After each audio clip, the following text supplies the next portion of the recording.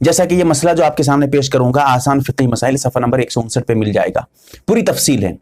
7 ایسی چیزیں ہیں جن سے آپ کا وضو نہیں ٹوٹتا ہے، لیکن لوگ یہ سمجھ رہے ہیں کہ وضو ٹوٹ گیا ہمارا، ایسا نہیں ہے۔ اب اس ویڈیو میں ذرا سمجھ لیجیے گا۔ نمبر 1، نزلہ یا زکام، ناک سے کسی وجہ سے سردی وردی ہو جاتی ہے تو ناک سے پانی نکلنے لگتا ہے، تو اس پانی کے نکلنے سے چاہے وہ پانی پتلا ہو یا وہ پیلا رنگ کا پانی ہو یا گاڑھا پانی ہو، اس سے آپ کا وضو بالکل نہیں ٹوٹے گا، آپ بالکل پاک ہیں۔ ہاں یہ اور بات ہے، اگر پانی کے ساتھ ساتھ ناک سے خون بھی آنے لگے پھر مسئلہ دوسرا ہے، ٹھیک ہے۔ نمبر 2، وضو کرنے کے بعد کھانے پینے سے آپ کا وضو نہیں ٹوٹتا ہے، چاہے آپ گوشت کھائیں، چاہے آپ اونٹ کا گوشت کھائیں، یا چاہے آپ کوئی کچا کھانا کھائیں، روٹی کھائیں، پیٹ بھر کے کھانا کھائیں، یا کوئی بھی پانی پی لیں، پانی کسی طرح کا پانی، شربت پئیں یا پانی پئیں، یا پھر آپ کوئی بھی کھانا پینا کریں، اس سے آپ کا وضو بالکل نہیں ٹوٹتا ہے۔ ہاں لیکن ایک بات اور ہے، اگر کوئی بدبودار چیز ہے جیسے پیاز ہے، لہسن ہے، اگر یہ کھائے ہوئے ہیں، منہ سے ایک طریقے کا جو ہے ایک طریقے کی بو آ رہی ہے، تو ایسی صورت میں آپ اس بو کو دور کریں، منہ صاف کریں، پھر نماز پڑھیں، کوئی بات نہیں، وضو لیکن آپ کا نہیں ٹوٹا، آپ ناپاک نہیں ہوئے، ٹھیک ہے۔ اور نمبر 3، برہنہ ہونے سے یا پھر برہنہ جسم دیکھ لینے سے یا اپنا دیکھنے سے یا کسی اور کا، ابھی اللہ تفصیل باتیں کر رہا ہوں۔ سب سے پہلی بات، برہنہ ہونے سے، کپڑا بدل رہا ہے، وضو کرنے کے بعد عورت کپڑا بدلی ہے، مرد کپڑا بدلا ہے، کپڑا چینج کیا ہے، بالکل برہنہ پورے کپڑے اتار دیا، دوسرا کپڑا پہنا، کوئی بات نہیں، اس سے آپ کا وضو نہیں ٹوٹا، وضو بالکل ابھی بھی باقی ہے آپ کا۔ اسی طرح دوسرے کا جسم سطر دیکھ لیا، اپنا سطر دیکھا تو کوئی دقت نہیں، دوسرے کا سطر دیکھا،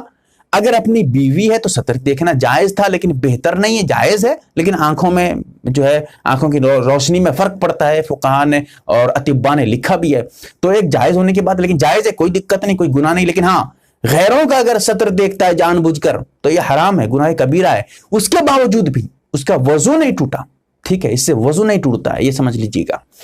اور اس کے بعد نمبر 4، سطر کو چھونے سے،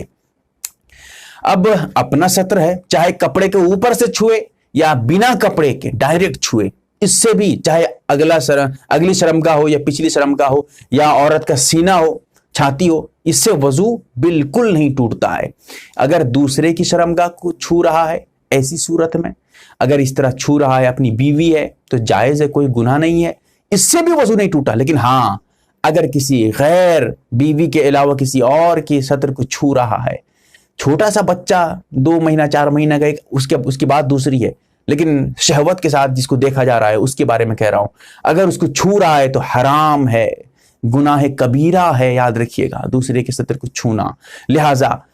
اس طرح حرام کام ہوا لیکن اس کے باوجود بھی وضو نہیں ٹوٹا،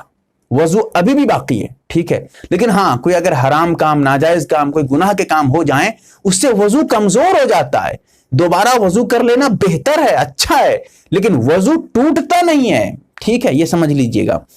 اور نمبر 5، عورت کو دیکھنے سے وضو نہیں ٹوٹتا ہے، غیر محرم کو دیکھنے سے وضو نہیں ٹوٹتا ہے، دیکھنا حرام ہے، ٹھیک ہے، قصدن دیکھے گا تو گناہ کبیرہ ہے غیر محرم کو، لیکن وضو نہیں ٹوٹا۔ اسی طرح اگر بیوی کا بوسہ لے رہا ہے، عورت کو چوم رہا ہے، بوسہ لے رہا ہے، چما چاٹی کرتا ہے، اس سے بھی وضو نہیں ٹوٹا، لیکن ہاں اگر مزی خارج ہو جائے،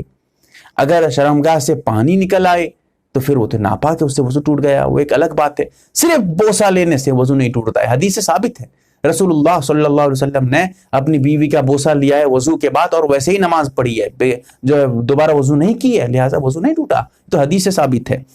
اور اس کے بعد نمبر 6، آنکھ سے پانی نکلے، رونے سے، آنسو کی وجہ سے،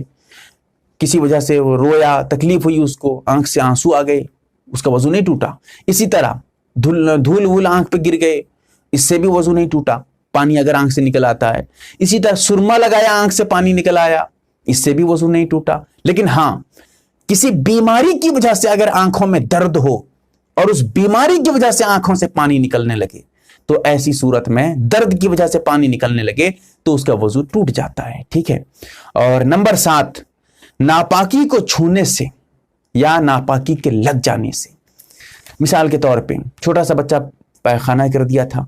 اب ماں اس کے پیخانے کو صاف کر دیتی ہے، چھو دیتی ہے، اس سے اس کا وضو نہیں ٹوٹا. اسی طرح چھوٹا سا بچہ جسم پہ پیشاب یا پیخانہ کر دیا، اس سے بھی اس کا وضو نہیں ٹوٹا، لیکن ہاں جہاں پیشاب پیخانہ لگا ہے اس کو دھو دے گی تو پاک ہے، لیکن وضو نہیں ٹوٹتا ہے اس سے. ٹھیک ہے، یہ 7 چیزیں تھیں. اس کے علاوہ بھی میں چند چیزیں بتا دیتا ہوں. جیسے